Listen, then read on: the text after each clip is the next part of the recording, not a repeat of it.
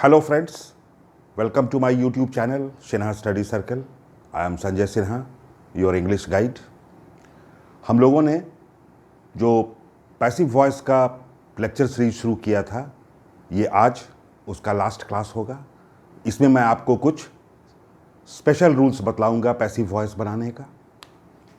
Let us begin the class.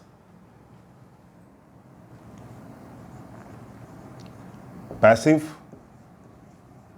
Voice of double object. कभी कभी वाक्य में एक के बदले दो ऑब्जेक्ट भी होता है. For example, I gave him a pen. इसमें ये सब्जेक्ट है, ये वर्ब है, ये एक ऑब्जेक्ट है और ये एक दूसरा ऑब्जेक्ट है. तो वाक्य में जब दो ऑब्जेक्ट होता है तो हम लोग एक को डायरेक्ट ऑब्जेक्ट कहते हैं और दूसरे को इनडायरेक्ट ऑब्जेक्ट कहते हैं. तो इसमें कौन डायरेक्ट ऑब्जेक्ट है और कौन इनडायरेक्ट ऑब्जेक्ट है? तो ये इनडायरेक्ट ऑब्जेक्ट है और ये डायरेक्ट ऑब्जेक्ट है. ये मैंने कैसे समझा कि कौन डायरेक्ट ऑब्जेक्ट होगा, कौन इनडायरेक्ट ऑब्जेक्ट होगा? तो इसके लिए बहुत ही सिंपल रूल है कि जो थिंग्स को रेफर करता है, जो वस्तु को रेफर करता है, वो डायरेक्ट ऑब्जेक्ट होता है और जो व्यक्ति को रेफर करता है, पर्सन को रेफर करता है, वो इनडायरेक्ट ऑब्जेक्ट होता है. एक सिंपल सा रूल और भी है कि indirect object comes before direct object, कि इनडायरेक्ट ऑब्जेक्ट डायरेक्ट ऑब्जेक्ट के पहले आता है. तो हिम पहले आया है इसलिए यह इनडायरेक्ट ऑब्जेक्ट होगा. पेन बाद में आया है इसलिए यह डायरेक्ट ऑब्जेक्ट होगा. या यह वस्तु है इसलिए यह डायरेक्ट ऑब्जेक्ट है और यह पर्सन है इसलिए इनडायरेक्ट ऑब्जेक्ट है. अब वाक्य में जब दो ऑब्जेक्ट हो तो उसका पैसिव वॉइस कैसे बनाया जाए? तो जब वाक्य में दो ऑब्जेक्ट हो तो हम लोग दो तरह से पैसिव वॉइस बना सकते हैं. हम लोग चाहें तो डायरेक्ट ऑब्जेक्ट को सब्जेक्ट बना दें और हम चाहें तो इनडायरेक्ट ऑब्जेक्ट को सब्जेक्ट बना दें. जैसे अगर इसका बनाना होगा, मैं इससे बनाता हूं पहले कि आई गेव हिम, तो ये पास्ट सिंपल है, तो पास्ट सिंपल के ढंग से बनेगा. He was were plus V3, he was given a pen by I का मी हो जाएगा. तो हमने इनडायरेक्ट ऑब्जेक्ट को सब्जेक्ट बनाया, ये एक तरीका हो सकता है. या हम डायरेक्ट ऑब्जेक्ट को भी सब्जेक्ट बना सकते हैं. A pen was given me. A pen was given him by me. तो दो तरीका हो सकता है पैसिव वॉइस बनाने का. एक एग्जांपल आप और देखिए और भी क्लियर हो जाएगा आपको.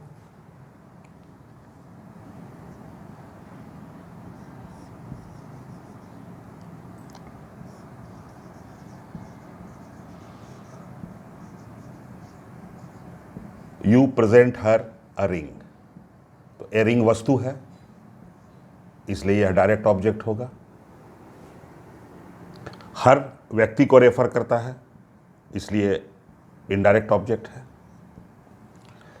अब यू प्रेजेंट है तो ये प्रेजेंट सिंपल का वाक्य है, तो इसको प्रेजेंट सिंपल के ढंग से हम बनाएंगे. तो अगर हम ए रिंग को पहले लाएं तो क्या हमारा वाक्य बनेगा? ए रिंग, प्रेजेंट सिंपल का स्ट्रक्चर क्या होगा? Am is are plus V3. तो ए रिंग सिंगुलर है इसलिए इज लेंगे. is presented her by you, या आप इसको भी ले सकते हैं। तो हर है तो उसके लिए क्या हो जाएगा, शी इज प्रेजेंटेड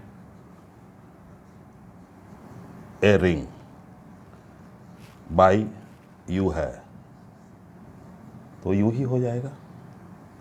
तो इस तरह से देखते हैं हम लोग कि वाक्य में अगर दो ऑब्जेक्ट हो तो उसको दोनों तरह से आप बना सकते हैं, दोनों ही वाक्य सही है। अब एक दूसरा कॉन्सेप्ट देखिए कि बहुत सारे ऐसे वर्ब होते हैं जो एक डेफिनेट प्रीपोजिशन लेते हैं तब उनका अर्थ पूरा होता है, इन्हें हम फ्रेजल वर्ब्स कहते हैं। ऐसे फ्रेजल वर्ब्स के बारे में आप डिटेल में तब पढ़िएगा जब मैं आपको फ्रेजल वर्ब पढ़ाऊंगा, तब तक मैं आपको हिंट कर रहा हूं। जैसे लुक, लुक माने क्या होता है, देखना या दिखना। लेकिन जब हम लुक आफ्टर लिखते हैं तो इसका अर्थ हो जाता है देखभाल करना। केवल लुक का अर्थ देखभाल करना नहीं होता है, लेकिन लुक आफ्टर का अर्थ हो जाता है देखभाल करना।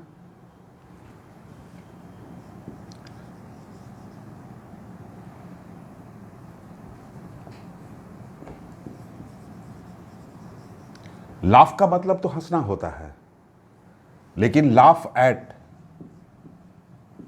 या मॉक एट जब आप लिखते हैं तो इसका अर्थ हो जाता है मजाक उड़ाना।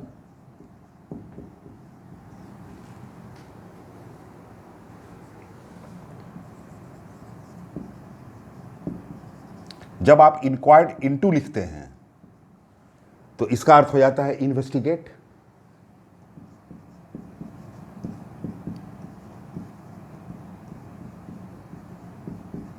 जांच पड़ताल करना। जब आप लुक डाउन अपॉन लिखते हैं तब इसका एक विशेष अर्थ हो जाता है हेय दृष्टि से देखना, नीची नजर से देखना, घृणा से देखना।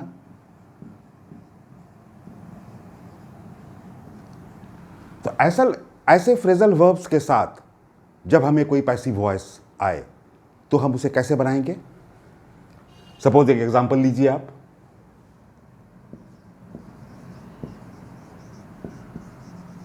The mother looks after the children, कि मां बच्चे का देखभाल करती है। अब इसका अगर हम पैसिव वॉइस जब बनाएंगे तो हम कैसे बनाएंगे,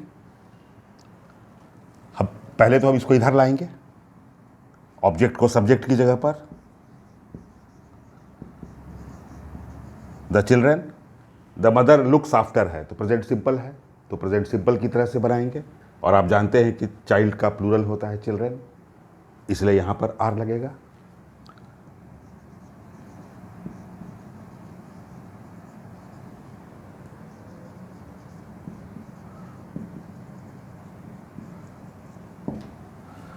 the children are looked by the mother. अब अगर हम केवल लुक्ड लिखेंगे तो इसका अर्थ देखभाल करना नहीं होगा। तो ऐसे वाक्य, ऐसे वर्ब्स जो एक डेफिनेट प्रीपोजिशन लेते हैं, उसमें हम प्रीपोजिशन को छुपाते नहीं हैं, बल्कि हम उसे बाई के पहले मेंशन कर देते हैं।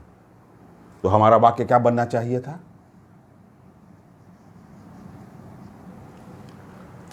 The children are looked after by the mother. एक और सेंटेंस देखिए आप,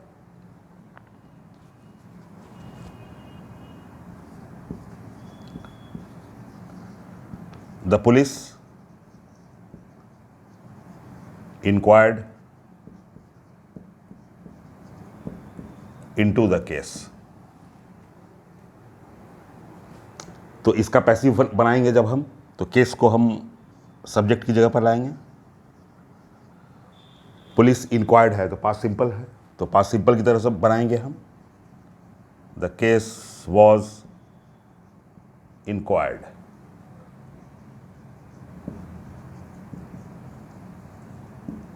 बाय द पुलिस लिखेंगे, लेकिन इसका पूरा अर्थ नहीं निकलेगा।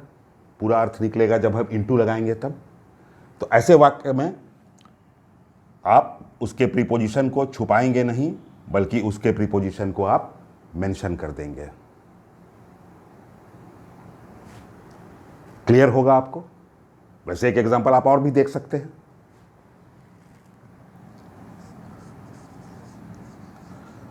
The rich look down upon the poor.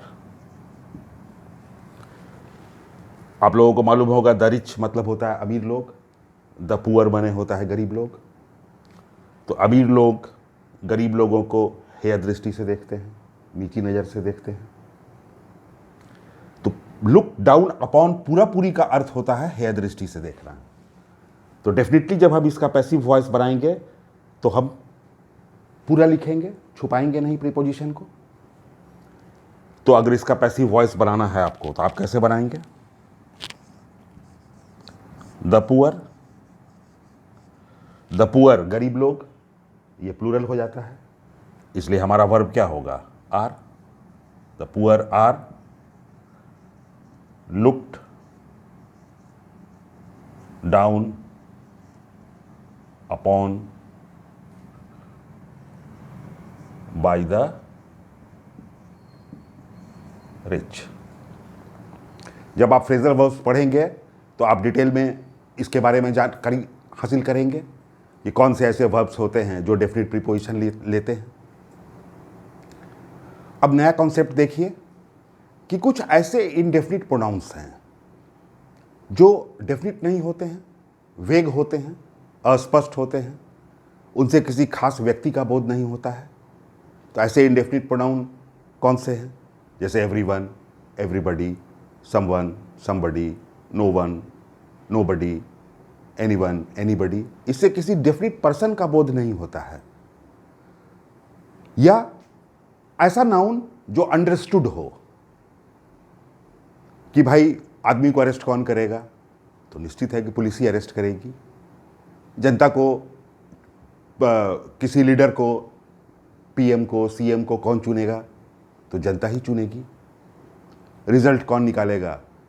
तो यूनिवर्सिटी ही निकालेगी, बोर्ड ही निकालेगा।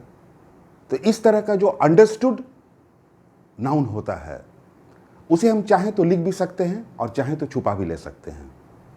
मैंने अक्सर एग्जाम्स में देखा है कि दोनों तरह से मान लीजिए क्वेश्चन पूछे जाते हैं। कभी कभी उन्हें लिख भी दिया जाता है और कभी कभी छुपा भी लिया जाता है, लेकिन कभी भी दोनों तरह के ऑप्शंस आपको नहीं मिलेंगे। इसलिए इंडेफिनिट प्रोनाउन हो या अंडरस्टूड नाउन हो तो उसे लिखा भी जा सकता है और छुपा भी लिया जा सकता है। आइए कुछ सेंटेंस हम लोग देखते हैं कि somebody has picked my pocket। My pocket has been picked।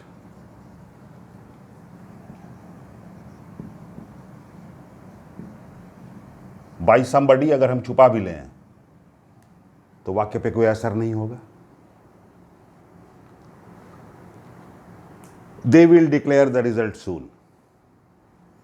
तो फ्यूचर टेंस है तो फ्यूचर टेंस के अनुसार the result will be declared soon. Bye them अगर हम ना भी लिखें तो वाक्य पर कोई असर नहीं पड़ेगा। पीपुल मेड हिम सीएम, तो हम क्या बना देंगे? He was made CM. By the people हम लिखें या न लिखें कोई फर्क नहीं पड़ता है। The police arrested the criminal, तो the criminal was arrested. By the police लिख दें तो भी ठीक, और बाय द पुलिस को छुपा लें तब भी वाक्य ठीक होगा।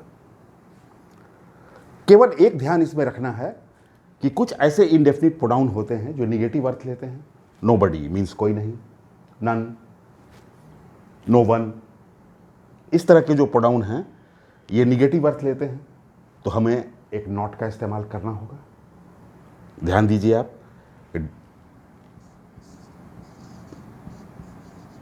डेस्टिनी, कैन और नोबडी है, इसलिए नॉट लाना होगा हमें। Destiny can not be changed, इसलिए निगेटिव अर्थ वाले इंडेफिनिट प्रोनाउन पर ध्यान रखना है। नोबडी, नो वन, नन, कि उसके साथ एक नॉट हमें लाना पड़ता है। तो एग्जाम में कभी भी दोनों ऑप्शंस नहीं रहते हैं, इसलिए आपको कंफ्यूज होने की कोई जरूरत नहीं है। एग्जाम्स में अगर आप लिख भी देंगे तो भी ठीक होगा, और अगर आप छुपा लेंगे तब भी कोई एग्जामिनर उसे गलत नहीं कर सकता है। अब हम लोग कुछ अलग तरह के सेंटेंस देखते हैं कि principal clause followed by a noun clause, कि एक प्रिंसिपल क्लॉज है, एक नाउन क्लॉज है। इसको कैसे बनाते हैं, तो इसे आपको ध्यान में रखना पड़ेगा कि पीपुल कंसीडर, तो इसको हम लोग बनाते हैं इट इज कंसीडर्ड दैट, और नाउन क्लॉज को जस्ट का तस रख देते हैं, that he is honest. It is लिखकर जो वर्ब है उसको V3 में रख देते हैं और दूसरे भाग को जस्ट का तस रख देते हैं। तो we hope that he will pass, तो हम लोग क्या लिखेंगे, इट इज, और जो वर्ब है उसको V3 में कर देंगे, इट इज होप्ड, और दूसरे भाग को जस्ट का तस रख देंगे, दैट ही विल पास। ये एक अलग तरह का स्ट्रक्चर है। एक अलग तरह का स्ट्रक्चर आप और देखिए कि वर्ब्स फॉलोड बाय एडजेक्टिव, ये वर्ब है, ये वर्ब है और एक एडजेक्टिव आ गया, स्वीट या बिटर।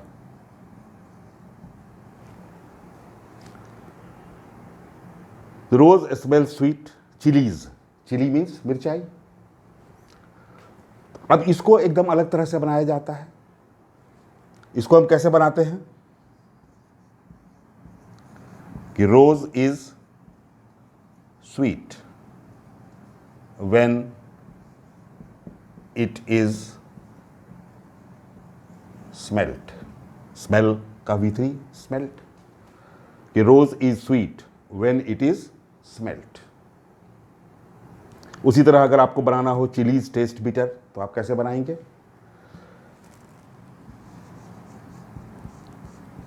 कि चिलीज, चिलीज प्लूरल है तो आप वर्ब भी प्लूरल लेंगे, चिलीज आर बिटर।